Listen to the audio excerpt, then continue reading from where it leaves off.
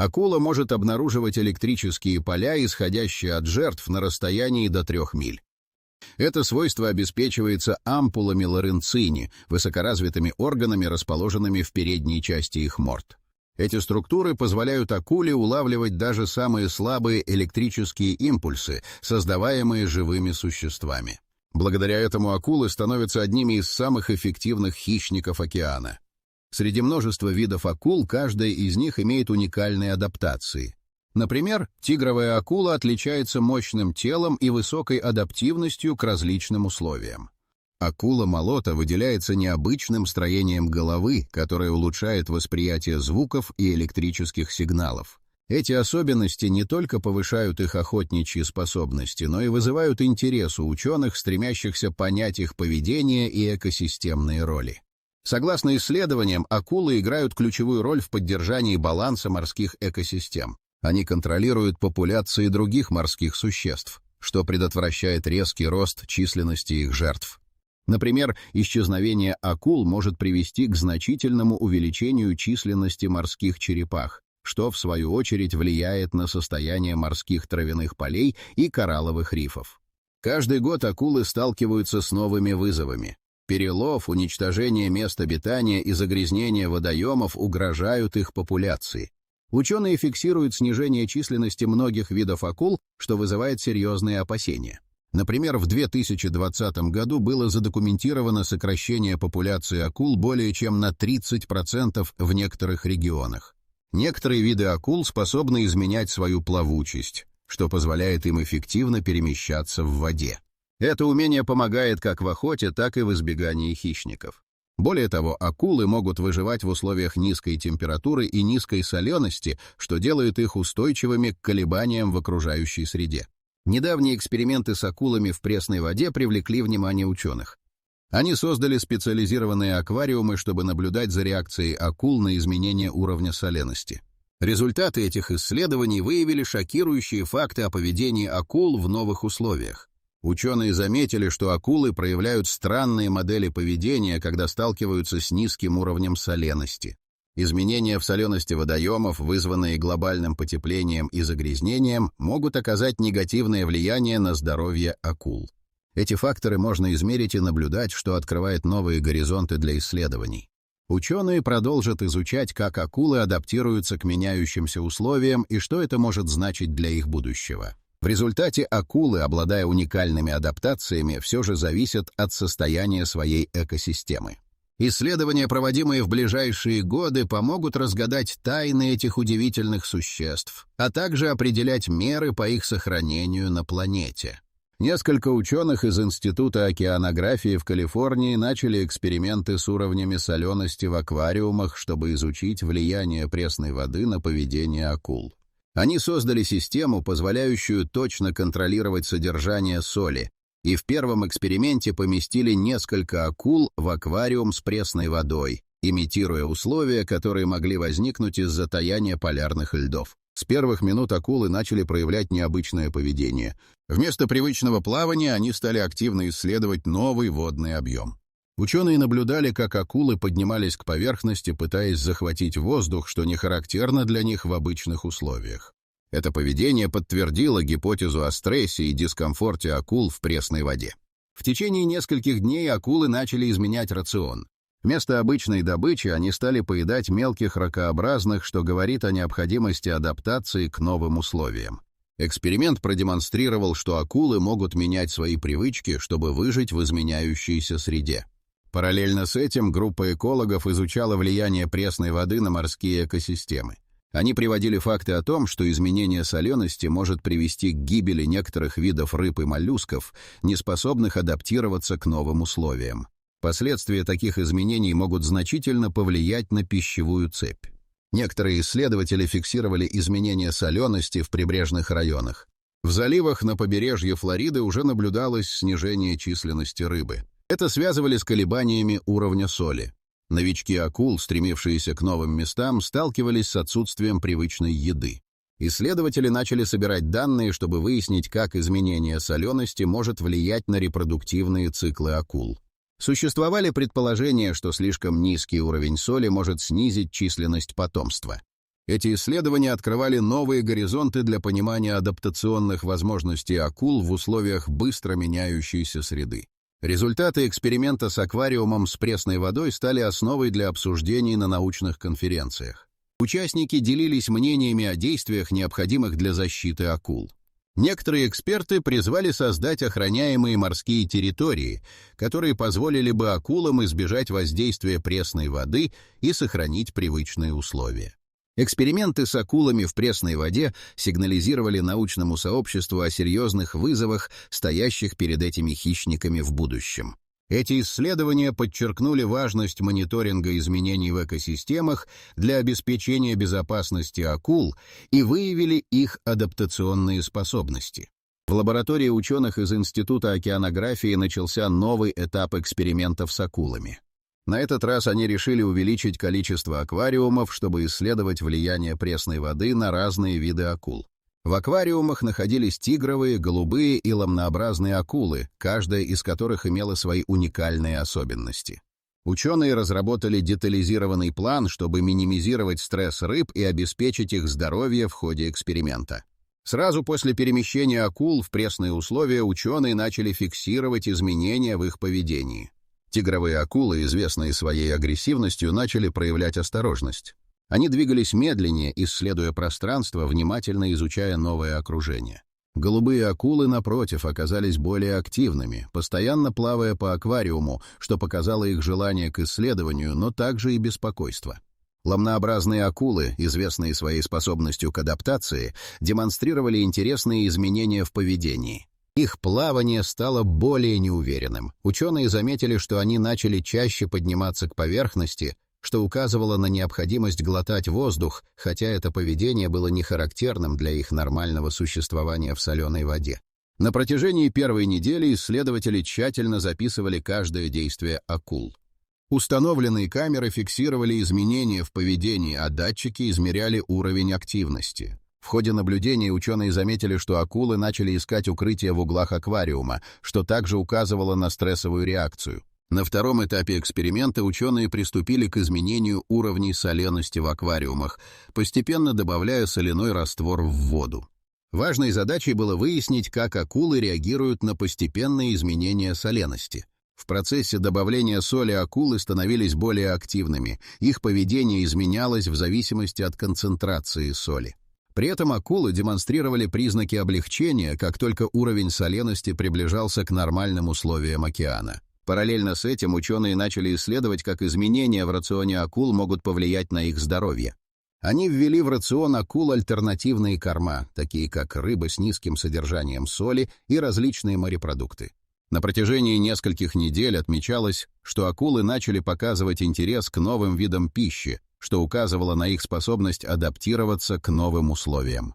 В это время группа экологов, работающих совместно с учеными, собрала данные о состоянии экосистем, потенциально подверженных влиянию пресной воды.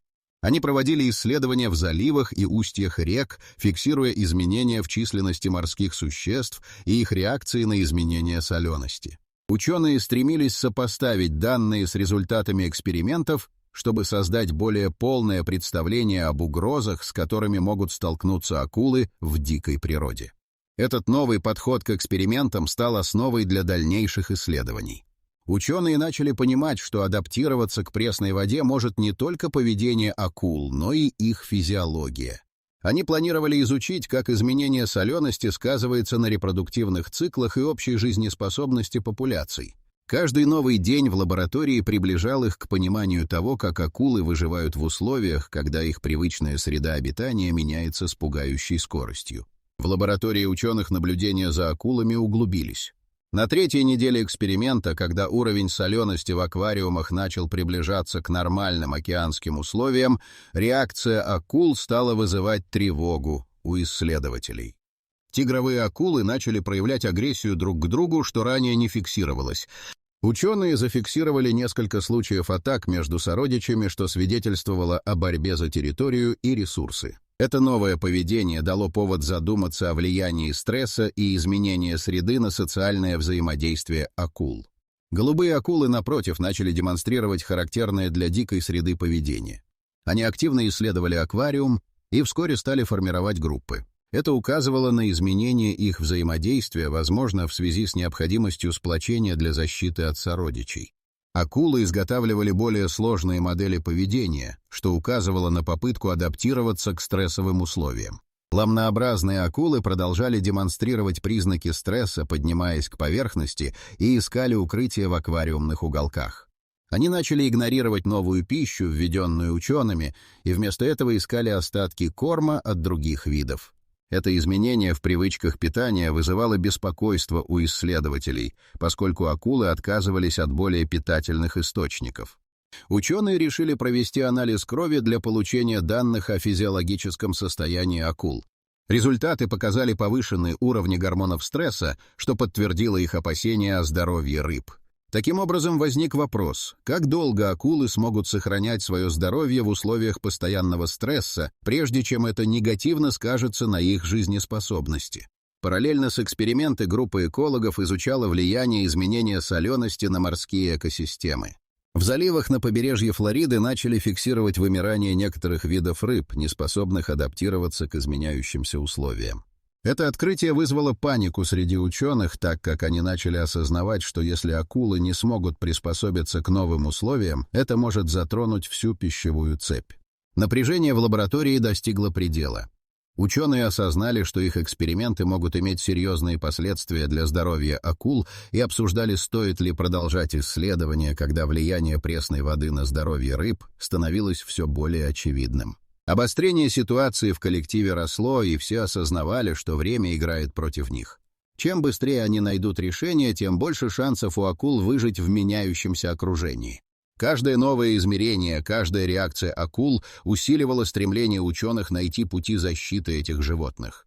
В то же время тревога о том, что может произойти, если они не успеют, охватывала лабораторию. Ученые понимали, что для акул и экосистемы в целом время неумолимо уходит. Несколько дней спустя, после начала изменений в поведении акул, ученые заметили еще более странные проявления. Тигровые акулы, ранее агрессивные, начали демонстрировать признаки беспокойства. Они собирались в углах аквариума и часто зависали неподвижно, что было невиданным для этого вида. В такие моменты их глаза становились более выраженными, а тело напряженным. Это вызвало у исследователей подозрение о том, что акулы находятся в состоянии крайнего стресса. Голубые акулы, напротив, начали проявлять необычное любопытство. Они начали активно исследовать уголки аквариума, в которых были установлены датчики и камеры. Ученые наблюдали, как один из представителей этого вида пытался взаимодействовать с устройствами, словно искал способ выйти за пределы своего аквариума. Это поведение стало неожиданным, так как голубые акулы обычно более сдержаны и осторожны. Ламнообразные акулы продолжали искать укрытие, но теперь их поведение стало еще более странным. Вместо того, чтобы плавать и искать корм, они начали группироваться и оставаться в неподвижном состоянии на дне аквариума. Ученые записали, что некоторые акулы даже начали терять интерес к корму, который подавался несколько раз в день. Это поведение вызывало серьезные опасения. Акулы могли страдать от недостатка питательных веществ, что в свою очередь влияло на их здоровье. Чтобы выяснить, что происходит, ученые решили изменить подход. Они добавили в аквариумы элементы, которые могли бы создать более естественную обстановку. Вода была обогащена искусственными водорослями и укрытиями. Это изменение привело к кратковременному улучшению состояния акул. Тигровые акулы начали проявлять любопытство к новым объектам, а голубые акулы стали более активными. Однако это улучшение было кратким. Спустя несколько дней акулы снова стали демонстрировать признаки стресса. Исследователи начали проводить дополнительные анализы, чтобы разобраться в физиологических изменениях. Параллельно они фиксировали, как акулы перестали реагировать на внешние раздражители. Ученые провели эксперименты с изменением освещения и наличием звуковых сигналов, но реакции акул оставались минимальными. Это насторожило ученых, и они начали подозревать, что акулы могут испытывать не просто стресс, а более глубокие проблемы, касающиеся их адаптации к новому окружению. В это время группа экологов, работающих над внешними исследованиями, сообщила о новых тревожных фактах. В местных заливах наблюдалось увеличение количества мертвых морских обитателей, что свидетельствовало о потенциальном экосистемном коллапсе. Ученые начали понимать, что скорости изменения условий, с которыми сталкиваются акулы, могут быть слишком быстрыми для их адаптации. В лаборатории начались споры. Некоторые исследователи настаивали на необходимости остановить эксперименты, опасаясь за здоровье акул, в то время как другие подчеркивали важность продолжения работы для научного понимания. Ситуация становилась все более напряженной, и каждый новый день приближал их к критическому моменту, когда необходимо было принять решение – продолжать эксперименты или прекратить их ради спасения акул. На 7-й неделе эксперимента ученые начали замечать еще более тревожные изменения в состоянии акул. После очередного анализа крови результаты выявили не только повышенные гормоны стресса, но и аномально высокие уровни лактата. Это свидетельствовало о том, что акулы испытывали физическое напряжение, которое могло привести к серьезным последствиям для их здоровья. Ученые сразу же начали прорабатывать новые гипотезы о том, как изменения в солености и условиях обитания влияют на физическое состояние этих животных. В лаборатории начались новые эксперименты. Ученые решили изолировать акул в разные аквариумы в зависимости от их физиологического состояния. Тигровые акулы были помещены в отдельный аквариум, где уровень солености был стабилизирован на нормальном уровне, чтобы наблюдать, как они будут реагировать на возвращение к привычным условиям. Голубые акулы и ломнообразные акулы оставались в своих аквариумах с измененной средой. В первую же ночь после изоляции тигровых акул ученые заметили, что их поведение изменилось. Они стали более активными, начали активно исследовать аквариум и даже начали охотиться на подаваемую пищу. Это дало надежду на то, что акулы могут восстановиться после стресса, если условия будут нормализованы. Однако при этом наблюдения показывали, что голубые акулы по-прежнему проявляют признаки апатии и игнорируют корм. Ученые решили провести более детализированные физиологические тесты, включая изучение активности нервной системы акул. Результаты показали, что многие акулы демонстрировали снижение уровня активности нейронов, что могло указывать на длительное воздействие стресса. Ученые начали понимать, что воздействие пресной воды может не только вызвать стресс, но и нарушить основные физиологические функции. В это время в лаборатории возникли разногласия. Одна группа ученых настаивала на том, что эксперименты следует остановить, чтобы не усугублять состояние акул. Другая группа, наоборот, настаивала на продолжении наблюдений, чтобы понять, насколько серьезные изменения произошли в физиологии этих животных. Конфликт нарастал, и споры становились все более эмоциональными. Тем временем данные о вымирании морских обитателей в заливах на побережье Флориды продолжали поступать. Ученые понимали, что акулы не просто испытывают стресс, но могут стать частью более широкой экосистемной проблемы. Если акулы не смогут адаптироваться, это может привести к дальнейшему разрушению морской экосистемы. В конце концов, ученые начали осознавать, что их эксперименты могут не только влиять на здоровье акул, но и отражать глобальные изменения, происходящие в океанах. В напряженной атмосфере лаборатории ученые продолжали собирать данные и анализировать поведение акул. Каждое новое измерение и каждая реакция подчеркивали, что время на исходе. Необходимость принятия решения становилась все более актуальной, и каждый новый день приближал их к критическому моменту. Ситуация требовала немедленных действий, и ученые ощущали, что их работа может иметь последствия, выходящие за пределы их лаборатории. В аквариумах с пресной водой обстановка становилась все более напряженной. Каждый день ученые фиксировали новые аномалии в поведении акул, и это вызывало у них чувство тревоги. Тигровые акулы, находясь в изоляции, проявляли активность, но их агрессия к сородичам не исчезла полностью.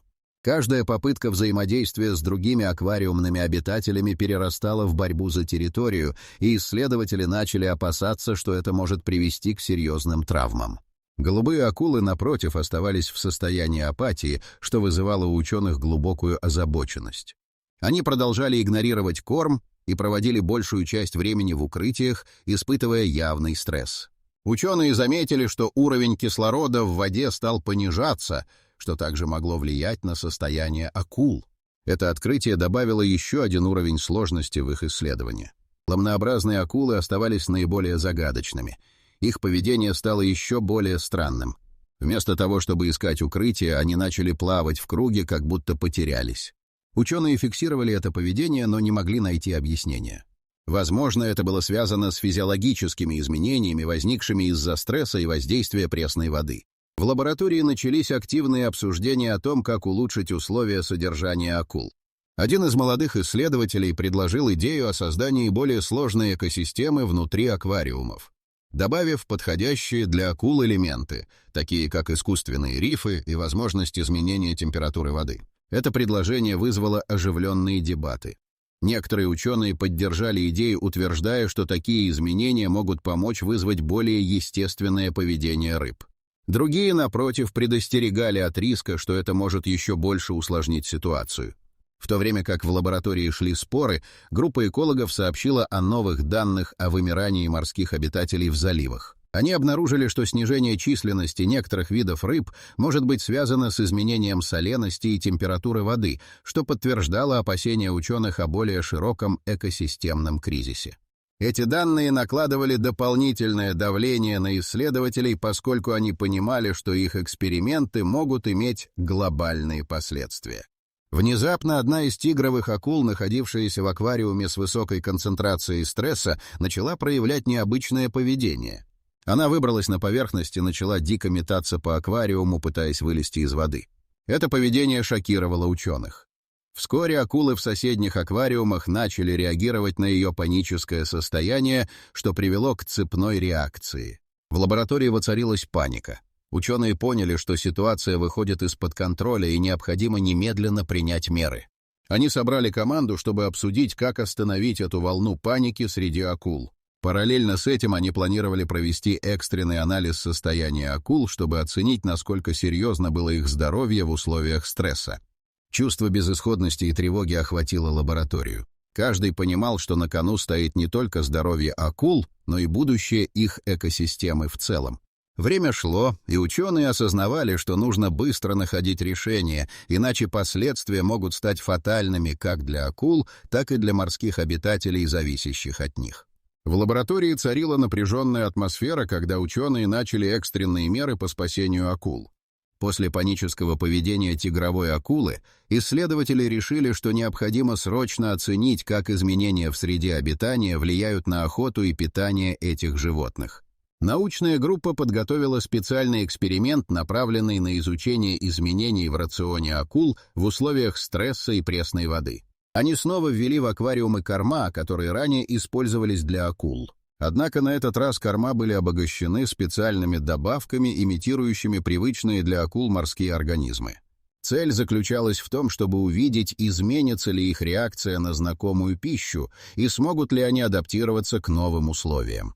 Первый день эксперимента показал обнадеживающие результаты. Тигровые акулы, находясь в более спокойной обстановке, начали проявлять интерес к корму.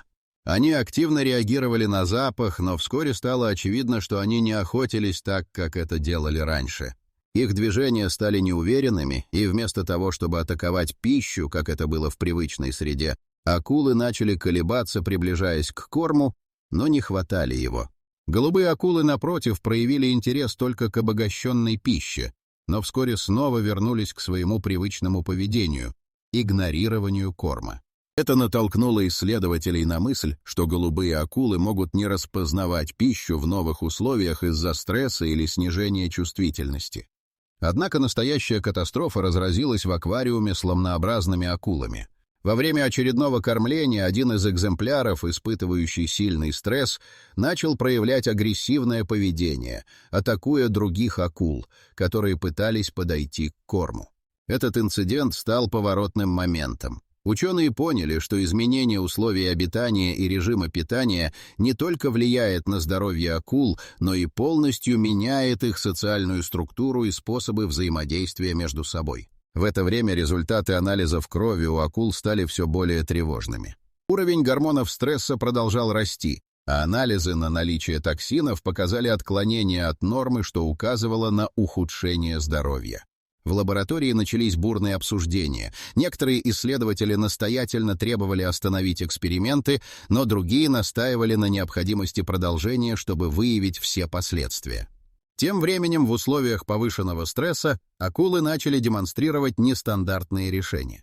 Ламнообразные акулы начали группироваться и пытаться охотиться на остатки корма, что было редким поведением для этого вида. Это дало понять ученым, что акулы способны к адаптации, но цена этой адаптации может быть высока. В тот момент, когда ученые начали осознавать все масштабы проблемы, один из исследователей заметил, что акулы начали реагировать на даже самые минимальные изменения в окружающей среде. Они стали более чувствительными к колебаниям температуры и уровня кислорода в воде. Это открытие дало понять, что акулы уже во многом начали адаптироваться, но процесс этот был крайне болезненным и не гарантировал выживание. Ситуация достигла критической точки. Ученые понимали, что каждое их решение теперь может оказать влияние не только на судьбу акул, но и на всю экосистему, которая зависит от этих хищников.